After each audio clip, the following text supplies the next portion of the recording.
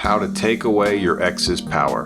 This is Coach Lee, and I'm going to talk to you about some things that you can do to take away your ex's power and to build up your own. And when I say power, I mean more emotional control. And that's important, especially as you're grieving the relationship and hoping to get your ex back. Number one, stop giving them updates. And I don't mean that you have to completely stop using social media. Some people use radio silence, and I do have videos where I talk about that. And radio silence can be a good thing, but a lot of people want to use social media. They want to update their friends and interact. And so basically what you can do is you can stop sharing some of the personal details about your life on social media, and you can stick to posting memes or posting maybe a picture of you out with a group of people. I don't recommend you post a picture of you on a romantic date with one other person, because when you try to use jealousy that way, it usually just blows up in your face, which I used to not think would be the case. Theoretically, it sounds pretty good. If you post a picture of you and another person together, it sounds like, yeah, that would make them jealous, make them want to come back. But 20 plus years doing this, almost 24 now, you see a lot of great theories become bad advice. And so I don't suggest doing that, because usually when you do that, it messes things up. But stop giving them updates about your personal life. If you're still interacting with them, then stop that and stop interacting with them at all. But if you are updating the world on social media about your personal situations and things like that, consider cutting back, or consider doing it at least less often. Because if you can keep from updating your ex, in other words, if you can stop letting your ex know all the details about your life, then you will become more mysterious. They will seek you out for the answers. They will wonder about you, maybe become preoccupied with you, which is really important. But most importantly, they will miss emotional intimacy, because they're not getting to experience what's going on with your day, what's going on with your week, how you feel about it, what do you have planned for the future. That's emotional intimacy, or at least that's part of it, being able to be part of someone's life in that way. And we want them to lose that and to miss that. Number two, how to handle breadcrumbs. People define breadcrumbs differently. The way I'm going to define breadcrumbs is that they reach out to you, and it's not about getting back together. They just seem like they want to have a conversation with you like nothing happened. They might reach out and say, how have you been? Or how are things going? Or they might send you a picture that's funny or something like that. But they're reaching out to you, and it seems kind of inappropriate because they broke up with you and now they're just wanting to talk to you like you two are buddies. One of the best things you can do is not ignore them, because you do want them to know they could contact you. That way, if they do build up enough courage and they think, I want to get back together, and they can be that direct with you, they know at least they can contact you. And that's all that I'm suggesting, the minimum, that they can contact you and you won't completely ignore them, at least not at the beginning. Eventually, if they're not doing anything, it's probably a good idea, but I'm talking months from now. At the moment, if they say, how are you doing? Say, I'm doing well. I hope you are also. Notice that I did not ask a question. Questions can kind of seem like you're trying to expand and extend the conversation, and like you're really curious about them, and that you're wanting to stop what you're doing to know what's going on with them specifically. And you'd rather them not think that way. So just answer their question and then make a statement instead of a question. So instead of asking how they're doing, just say, I hope you're doing well also, or something like that. Maybe it sounds a little bit business, that's okay. But the main thing here is that you're not going to extend or carry the conversation. So if they say, how are you doing? You tell them you're doing good and that you hope they are as well. You're not going to double text or try to ask a question to extend the conversation. They will see that. They will see that you are not trying to make conversation with them.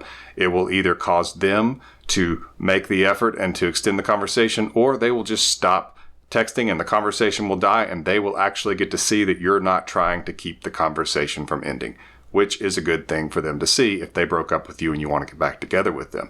As I say a lot, if you broke up with them and it wasn't for something that they haven't apologized for that they should have, and I'm talking something they really need to apologize for, not just some personal preference or something they didn't do your way, but that actually they did something wrong, like they cheated on you or they lied to you or they said something terrible to you. If you broke up with them in any other situation and you want to get back together with them, you need to be the one to reach out and you need to say, would you please consider taking me back? I'm sorry, something like that. But if they broke up with you, then you just need to listen to what I'm saying in this video. And I just talked about how to handle breadcrumbs. Before I get to number 3, get my reunion blueprint. It's only $7. It's the reunion blueprint. It will walk you through the basics of getting your ex back, what you need to do, what they might be thinking, and kind of what to do in a few different situations you might come up on. It's the Reunion Blueprint at reunionblueprint.com. That's reunionblueprint.com, and it's only $7, so price is not an excuse for anyone on this. The Reunion Blueprint, $7 at reunionblueprint.com. If you are married, you can get my free mini course on saving a marriage. It's at Marriage Radio under the Marriage Help section. That's the free mini course on saving your marriage at Marriage Radio under the Marriage Help section. If you want a coaching session with me or a member of my coaching staff, you can go to myexbackcoach.com and you will see the coaching tab at the top, and you can click that and you can book a coaching session with a great coach like Coach Rex on my staff, who was my first breakup coach. When I had my first real breakup, he was there for me. He taught me a lot of these things. He started my thinking on this process. He's a great help if you're going through a breakup, and that's Coach Rex. You can book a coaching session with him at myexbackcoach.com. Number 3, take them off the pedestal. And listen to me on this. Right now, you're kind of in a fight or flight mode. You're in a little bit of a desperate situation as far as how you feel about it, and you feel a lot of urgency, like you've got to get them back right now. And one of the things I often tell people is you don't have to get them back today to get them back. It can still happen. It usually takes time, and I talk about that a lot, so I'm not going to get much further into that except to say don't fall for the voice that tells you you have to get them back today to get them back, because it's not true. You don't have to get them back today in order to get them back. And instead of asking yourself, will they come back? Which is a normal question, you're going to ask it. But instead of asking yourself, will they come back? Ask yourself, do I want them back? And sometimes you will want them back because you feel like you've put a lot of emotional investment into them over the years. And in the world of finance, that's called the sunk cost fallacy. And it's basically where you think you have invested so much into something that you can't give up on it because you put so much into it, when really you risk losing more by continuing to put something into it if it's not returning to you. And that's kind of what you find yourself facing with your ex, in that just because you put a lot of time into them, just because this relationship has lasted for a while and you've put a lot of love and you've had a lot of magic moments in this relationship with them, it does not mean that this is more valuable than it actually is. And if this person is trying to leave you, then maybe it's not as valuable as you thought. You need to ask yourself, do I want to be with a partner who will just leave, who won't try to work on it, who will be cruel to me when I'm hurting over being broken up with and losing a relationship? Do I really want to be with someone like that? Think about their negative qualities. Were there double standards? Would something be okay for them but not okay for you? Did they treat you like you were less than them? Were you more affectionate and more acting and giving in the relationship, and you felt like it was one-sided and it wasn't returned? There's all kinds of things you can think about. The most important being that you want a partner who will stay and work on this, not just say, well, I lost some feelings. It's not as exciting as it used to be, so bye. You want someone who's in it for the long run, who will give you another chance, who will give the relationship another chance, who will stay and fight for the love you once had and treat you like family, not just someone they can say they're walking away from because the fireworks aren't there anymore. So take them off the pedestal.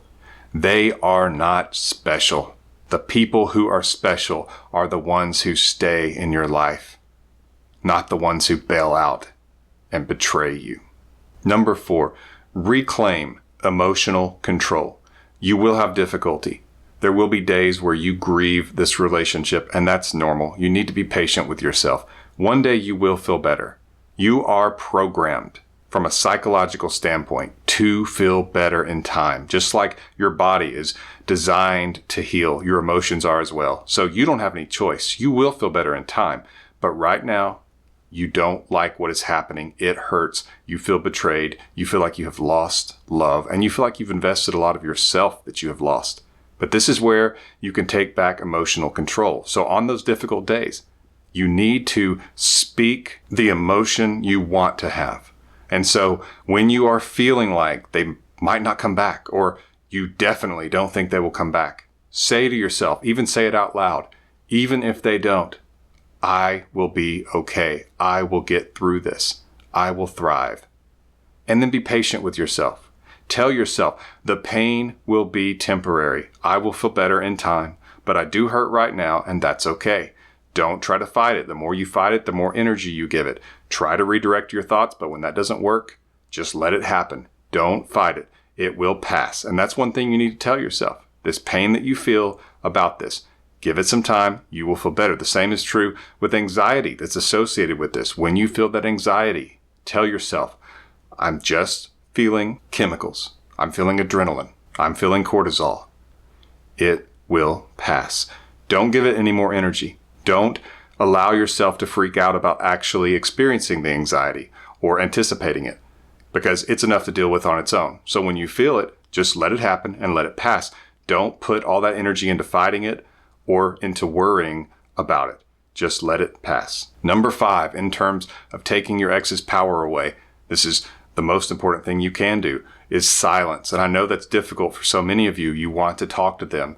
And this is not just another no contact speech, even though no contact is a great thing to do after a breakup. It's the first basic thing that you should do. The reason that silence works so well is because it is giving them no energy. It is not pursuing them. It is not trying to talk them out of their decision. It is letting them go. And so they have no need to fight. They're not trying to fight for their freedom anymore. They're not trying to explain themselves to you and give you reasons for the breakup. You are just letting them go, and you are not participating in their life anymore. So you at least stop them from running away from you any further.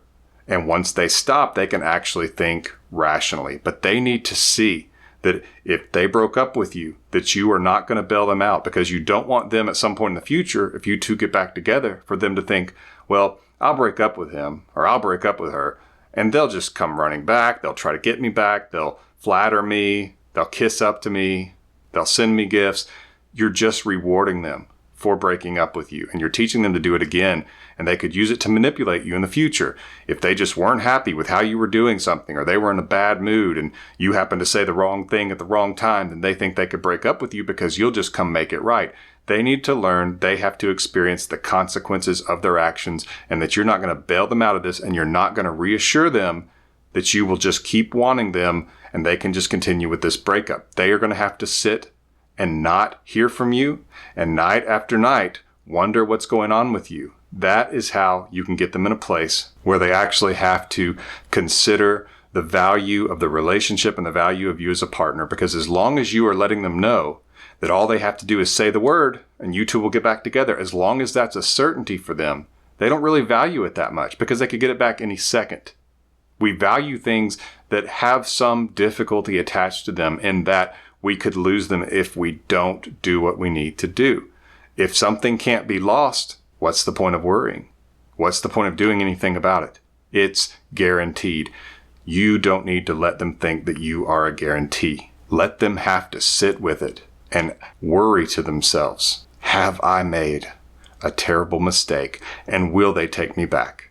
That's how you can make them preoccupied with you, and that's how you can make them push past that hump, reach out to you, want to meet up, or flat out just say, I'm sorry, will you please take me back? Remember to get my reunion blueprint at reunionblueprint.com. It's only $7. If you want to schedule a coaching session with me or a coach on my staff, you can go to myexbackcoach.com and click on the coaching tab. This has been Coach Lee, and as always, thank you for watching.